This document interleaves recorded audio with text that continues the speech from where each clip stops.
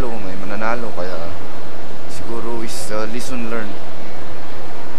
Nung laban na yun is focus lang ako sa laban ko. Kaya yung natalo ako, pagkatapos nun is tumatawa lang ako sa dugout namin, pero nung makalipas na yun is talagang inisip kong na-depress ako sa sa result. Kasi dinivert ko na lang yung pag-iisip ko ng negatibo sa training din. Training ako, tapos nag-training ako ng 1 month sa Malaysia. And then bumalik ako rito, tapos training ulit. And then yun, talagang handa na akong lalaban ulit, tapos gusto kong babawiin yung belt ko. Yung una kong kalaban is umatras siya, tapos biglang pinalit, rematch daw.